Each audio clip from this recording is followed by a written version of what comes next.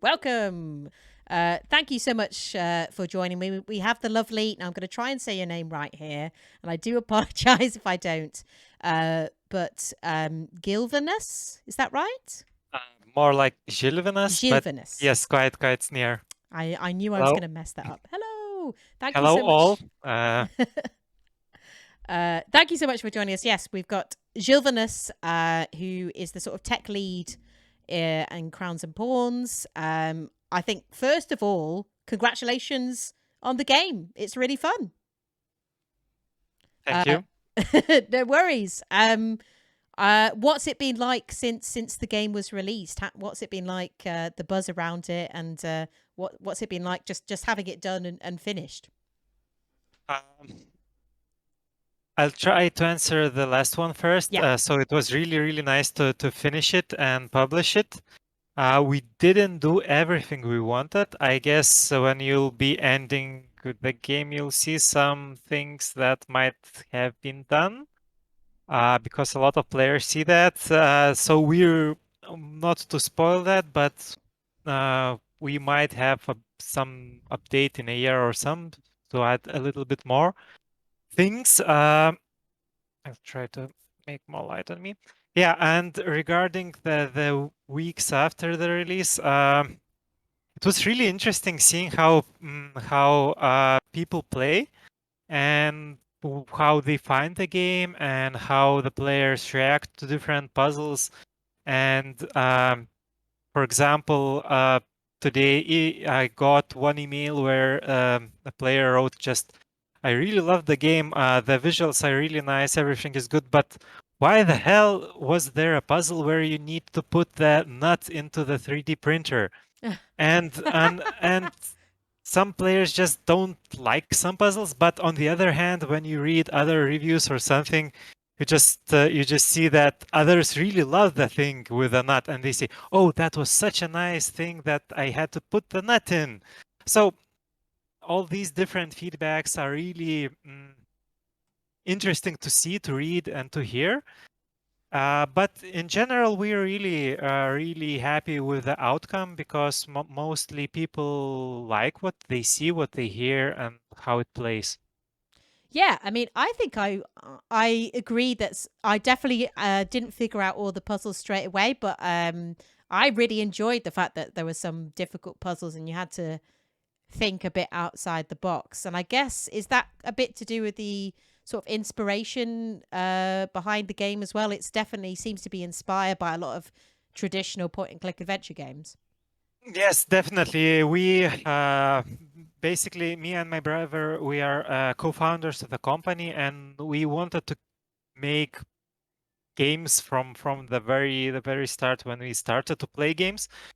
And at some point, we played all those traditional games like Broken Sword, Monkey Island, Siberia, and others, and we loved them. And we thought that at some point we'll definitely make the game, the traditional point-and-click game that doesn't feel like a copy of another game. So basically, this was it. This was is our first PC game, and we really tried to make it feel like a traditional game, but at the same point to have different things that would be in currently made game. Yeah, and I think you've achieved that really well because it feels like its own thing, but it's also got a few little callbacks, like you said, Broken Sword, that kind of thing. Were you also involved in the fan made Broken Sword game? No, that was my brother. Okay. I was involved from backseat because we were living at that point together. Still, we were in. He was in high school. I was in university, so we lived with our parents then.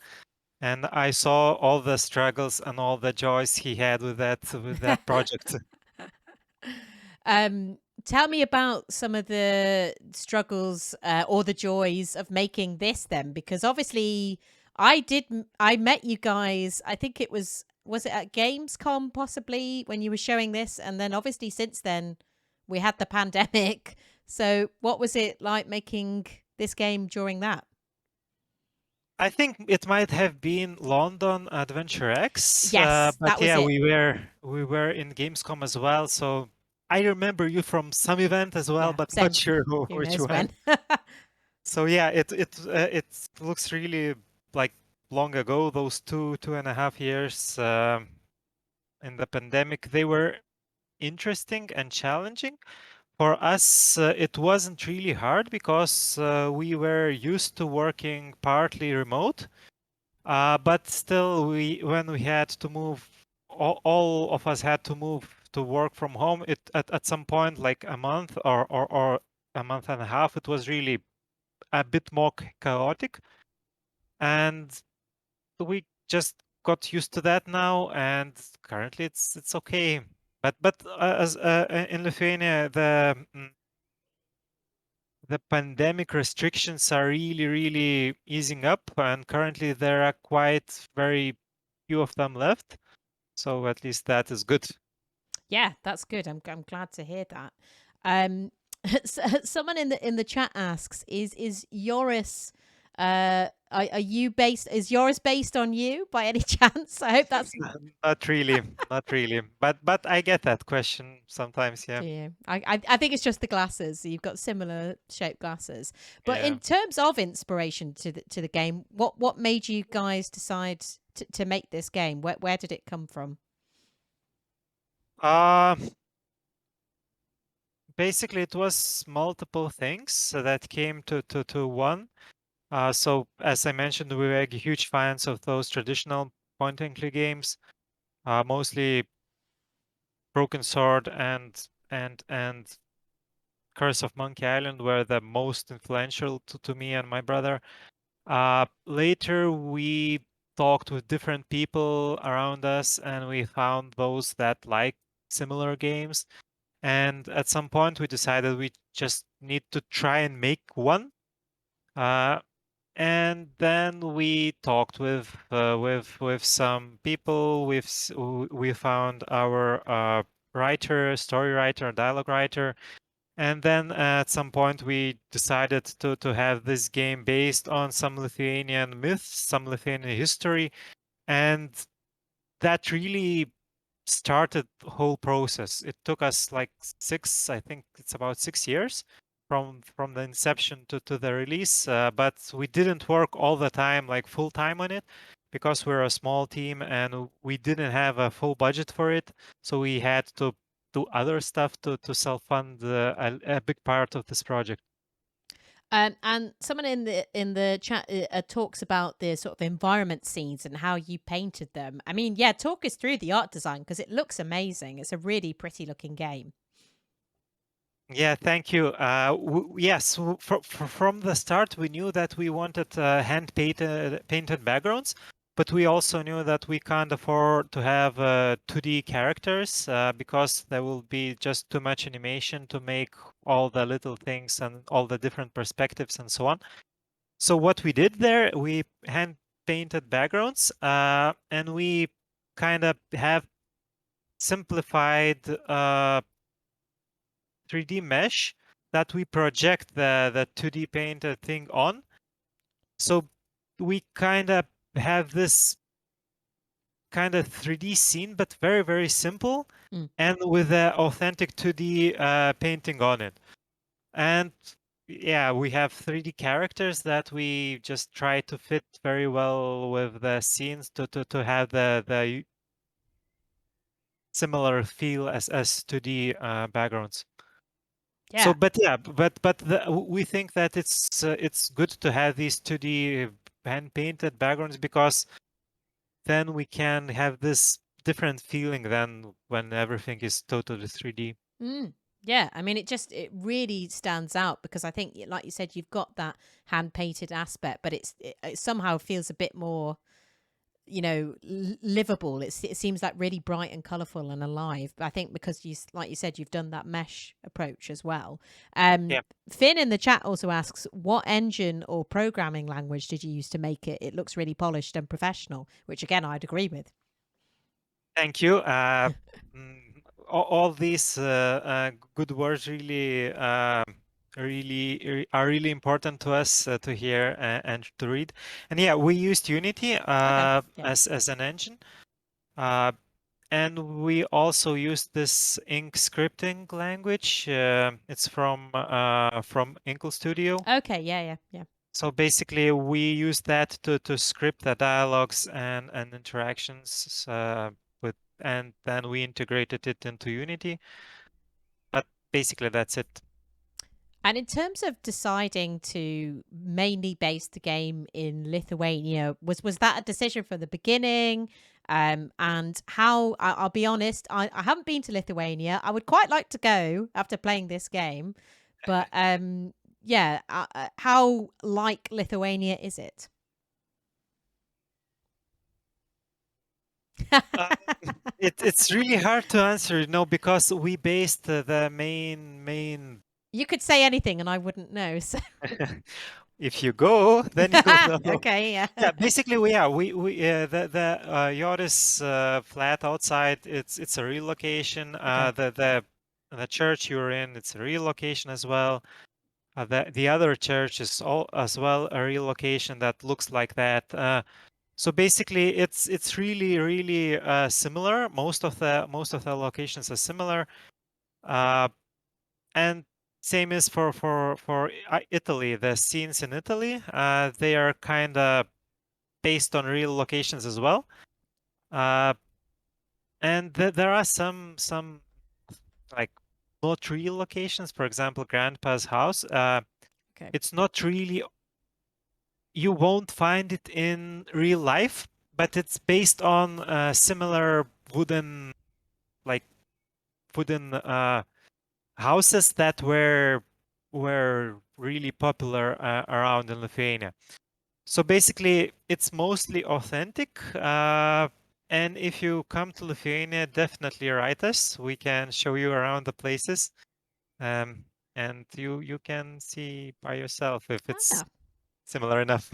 I'm sure. I mean, I'm guessing it is, and um, I guess was that just always from the beginning? You decided you were gonna make it mainly based in Lithuania because obviously that's I'm guessing where you're from and where you're based now. Yes. We mostly live in Vilnius. Some of us are in other cities, but we are mostly most of us are in Vilnius. And yeah, it was really not a hard decision when we thought about making the game based on Lithuanian history. Then it's only natural Yeah. that we include the locations from here. Where was the decision that obviously the main character she is American, but then she travels to Lithuania. What was the idea behind that instead of having her being Lithuanian? That that's a nice question, and we kind of wanted for her to know less about things in Yeah, Lithuania. So basically, she was born in America, but her parents are from Lithuania. So yeah, basically, she has some connection to the country. She visited it at some point when she was really little, but she doesn't really know a lot. She yeah. doesn't know, she doesn't have the place to stay. She doesn't have a lot of friends and so on. So that helped us to build the story around that. So basically, she has this one friend, Joris, that she comes to, and then she has to find out things. She doesn't really know a lot about history. Then she asks questions and so on. So if we would have chosen to have her from Lithuania living here and so on, I don't think that the players would be in a good position in a sense that the character, the Milda would need to know more than the players, Yes, and that's yes. kind of disconnect. No, totally. That makes sense. I just thought it was quite interesting from that aspect. But yeah, that really does make sense. Um, we were talking about all the different puzzles and how everyone's got ones maybe they like and ones they don't like as much. What's your favorite puzzle in the game? It's really difficult to say. I kind of like the balloon thing, the puzzle with all the helium With the and goat. hydrogen, yeah, and the goat. It was added really late in the Okay. game, but it's kind of we had that scene, and we just thought that it lacks some gameplay because it's mostly cinematic, and then we thought about that Ah, isolated so was it thing. just going to be more of a cutscene first? Yeah, yeah. At Ah, first, it okay. was just you just go up, you talk with the grandpa, then the bad guy comes in, and then just things happen and it progresses. But it wasn't really. We thought that it would be, would lack interaction. So was there no goat, or was there always a Uh, goat? You might not remember. at first, there were no goat. Then Yeah. we added it, but it was just standing there Okay. as a Easter egg or whatever. And then we thought, if we make a puzzle, we might use the goat as well. Yeah. Well, I'm glad you did because I think I agree. That's one of my favorite as well. Or the hockey game. I don't know if any of the team are into hockey or what the inspiration for that was as well. Some of us watch hockey, but not every day, not every year. So basically, yeah, we wanted to just move around, not Yeah. just stay in Lithuania, and the Belarus was like a natural thing because it's just next door. Yeah. At that time, the war wasn't raging, so basically it wasn't that hard to get there, and the just blocker that you need a visa was kind of interesting thought, Yes. Yeah. and and then we just talked about it, and I think it was I who said, but you can get visa by going to a hockey match, and then it was like, okay, maybe we can have a hockey match then. Yeah. I mean, I think that's one of my favorite ones with the horn. I mean, I just loved using that any time I needed. I mean, you mentioned the war there, and obviously you're based in Lithuania, so you're a little bit away from Ukraine, but you're still relatively close. Have you seen any differences since that's been happening? What's it been like for you, living slightly closer to that? What's it been like as a game developer and just as a resident as well? It's a complex question. Yeah, I know. Yeah, I'll try to answer from two perspectives. Let's say that it's we are not affected directly, yeah, in a sense that we feel totally safe here because we're part of NATO. So basically, if something happens here and nobody comes to help us from NATO side, then I think the world is really, really rotten in a sense, and everything will just fall apart. That all the things that were holding other things. But on the other hand, so we don't really feel that much threatened. But on the other hand, from the historical perspective, the people still remember the things that were happening here and the aggressions and so on, and they are really against the war, against aggression from Russian side.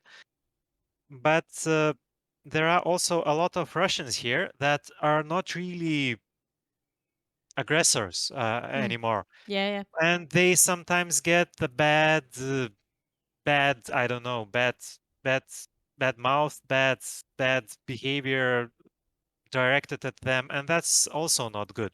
So basically, it's a difficult situation, and it would be really good just for it to be resolved. I won't say that Ukraine should somehow concede some things because I totally believe that they're right in a sense that their territory is their territory.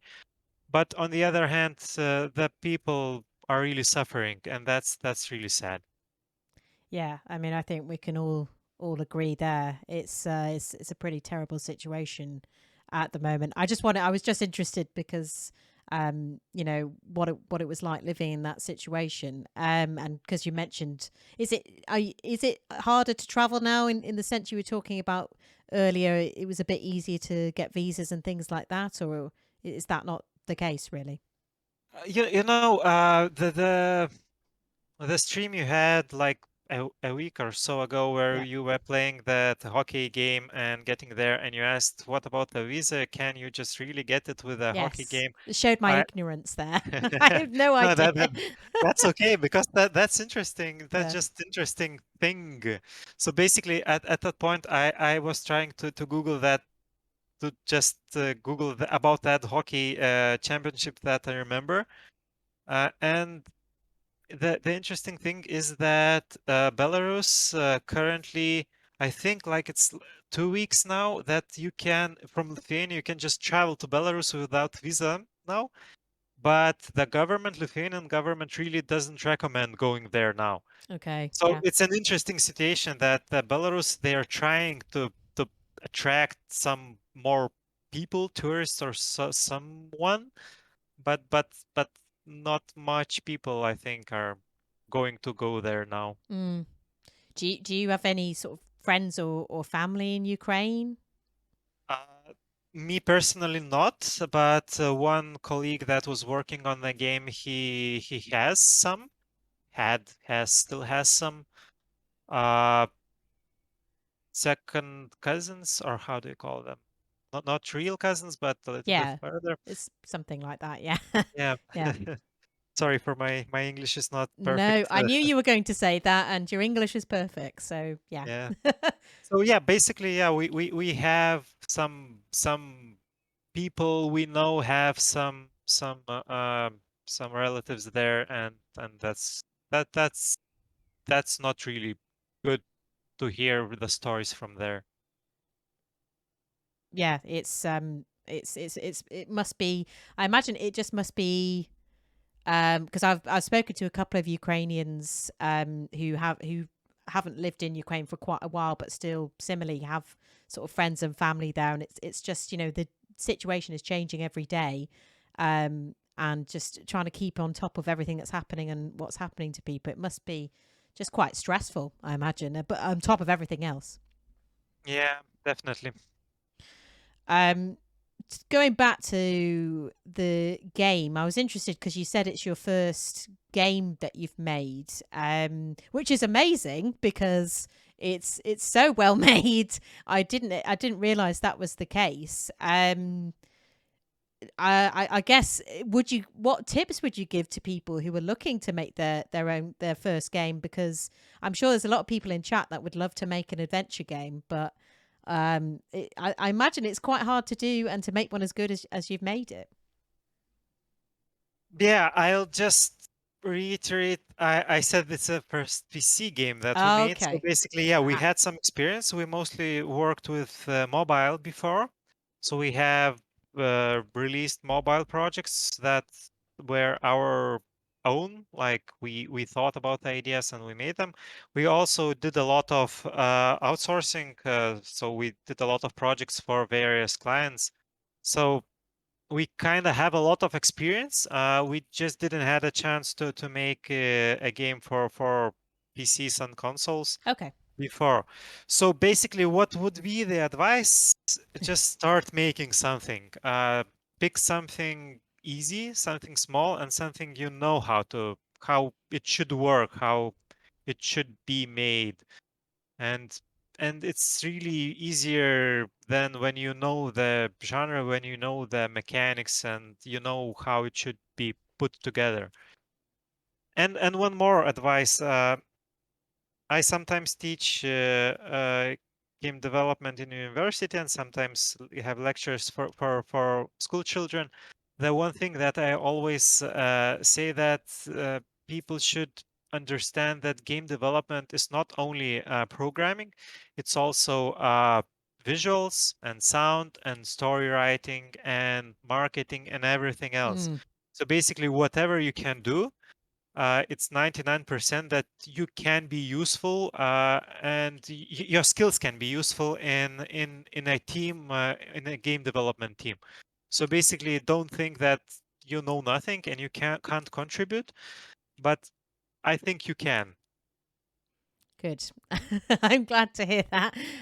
You said so you were working with your brother on this project. What was have you worked with him a lot before, and what was that like working with your brother? Yeah, that's we started the company like 10 years ago, Okay. and yeah, it's good and bad working with family. It's good because you can trust them and you know them very well. The bad thing sometimes is when you have how do you say, lesser threshold for some, I don't know how to say in English. Sometimes you just get really frustrated about something that you know about him, Yeah. and then you just, let's say, start fighting over things, like in a family whatever dinner or whatever. But usually it's good, and it's good. I am really happy that I have such a brother that I can work with, and he's really talented because he finished software engineering, but he was doing art and visuals, 2D and 3D before and after. So it really helps when different skills, when different that we have different skills.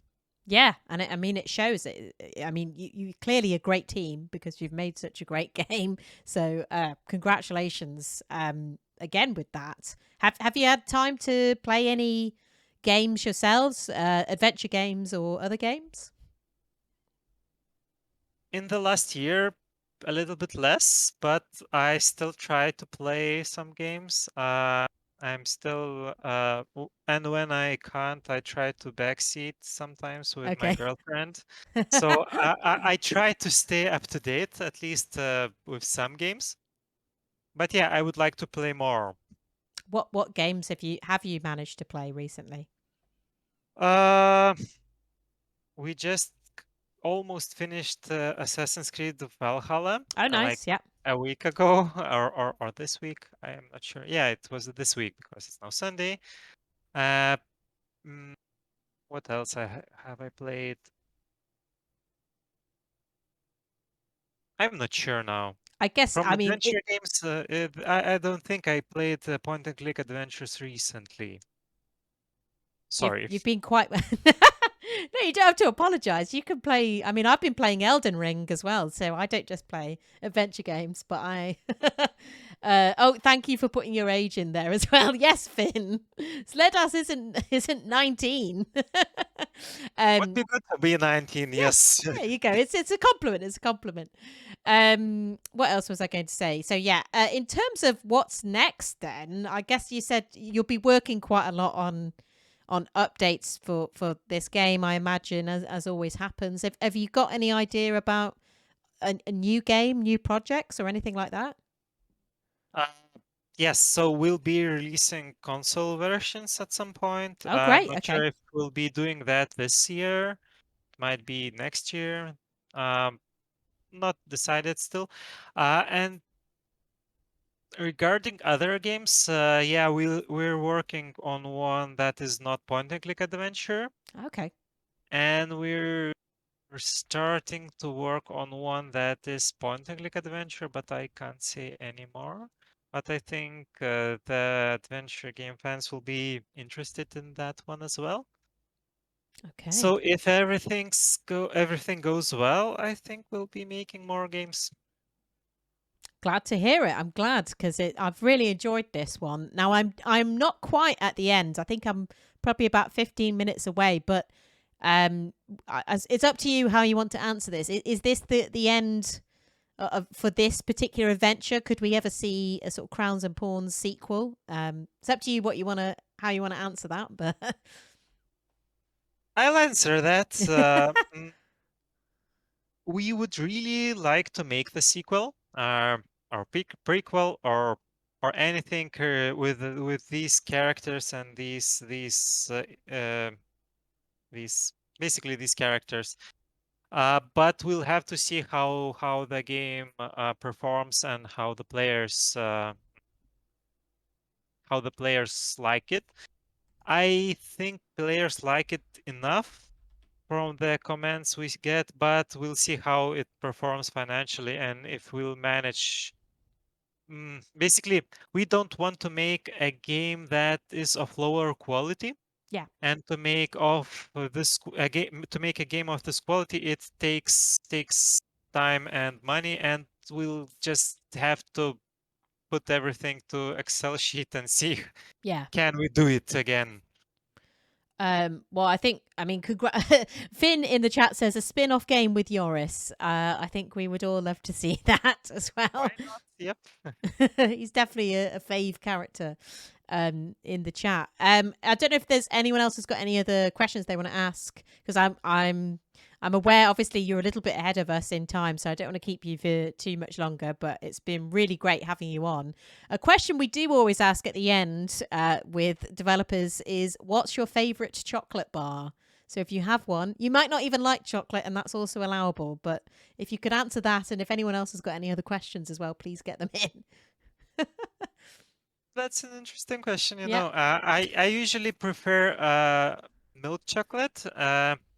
And if the bar has something in it, for example, some jelly or something, that's Ooh. perfect. Yes. Oh, Uh, but what exact brand I can't really say. I try to eat different ones just to not get bored. on the subject of that, actually, what is a typical Lithuanian dish? If I was to come to Lithuania, what's like the food I should definitely eat? Uh, uh, I'm did you just hear about this cold pink soup? borscht. Is that the It's beetroot? that you can find as well here. Yeah, but we have a similar one. But it's with beetroot, but it's cold and it's a little bit different. Uh it's with not milk, but how it's called kefir. Oh I'm yes, not yeah, sure. yeah. So yeah, basically it's beetroot, kefir, and some other things. Actually, there's an Easter egg. If you go to Joris' fridge and inspect it, you can find all the ingredients you need for the soup. Yes, I thought that because I was just thinking when you were mentioning that, I was thinking it's in his fridge, but I guess he doesn't get to make it. I guess it's always just in the fridge. Yep. Yeah. Oh, brilliant stuff. Well, unless there's any other questions or anything for, because like I said, I don't want to keep you too much longer, and also I want to finish the game and see what happens at the end. I'll just check.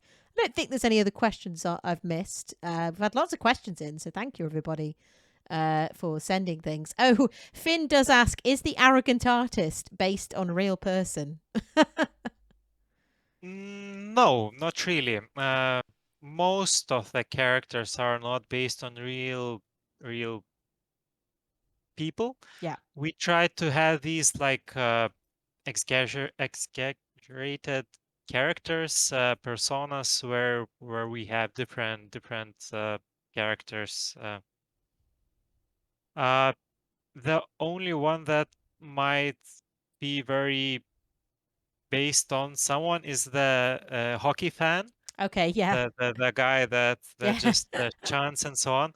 So basically, he's based on one fan that's really a fan, but he's a fan of basketball because basketball is really the sport number one in Lithuania. Okay. Right. So Okay. basically, we wanted to make a fan, and then we just thought about that guy and based it on him. Oh, so there's a very well known basketball, did you say, fan Yes, in yes. Lithuania? Okay, I'll have to find out about him.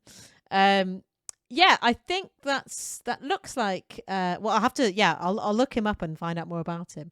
But I think that's all the questions we got in the chat, and that's all the questions from me. I'll put in all the details if people want to check out the game. I've put that in already.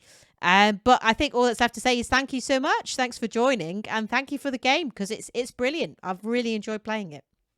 Thank you very much for nice words It's and yeah, for it's playing it. yes, and I genuinely do. I have really enjoyed it, and I'm yeah looking forward to what you're gonna come up with next. Let us know, and we'll get you on again.